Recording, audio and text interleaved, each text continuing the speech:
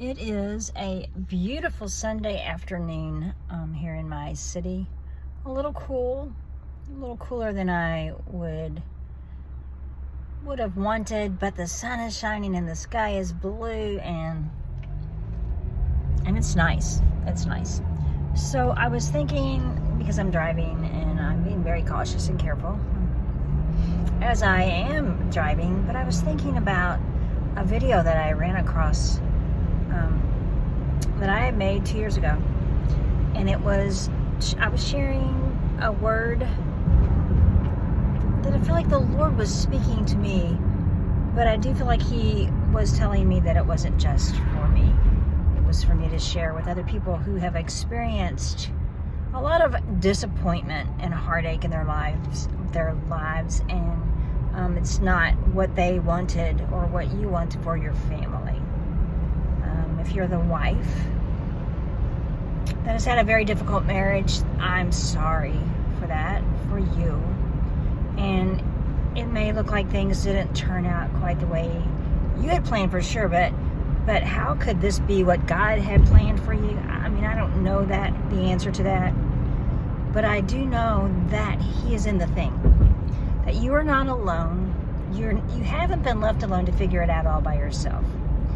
And so whatever it is that we're talking about that has caused you all of the grief and the pain that you're going through and suffering and all the questions that you may have, I want to encourage you to grieve it and grieve it well.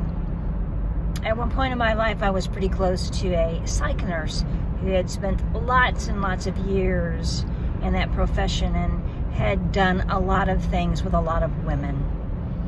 And she always said, and I don't know if she coined this phrase, but she said, those who grieve well live well. And then she went on to say that it takes 5 to 7 years to adequately grieve a loss, and it depended upon some circumstances, like what you were grieving, who you were grieving, and how close you were to that person.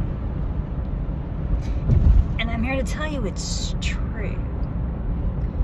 It took me 7 long years to get to the last phase of the grieving process, which is acceptance.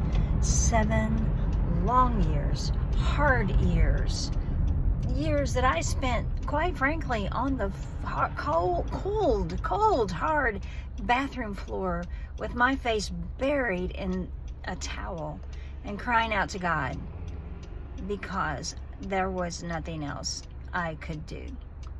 So I am here to encourage you to grieve well, because once you get to that point of accepting what your life has been, regardless of if you like it or not, it's freeing. Like, you don't have to like it to accept it. You just have to accept it to be able to move on in a healthy way.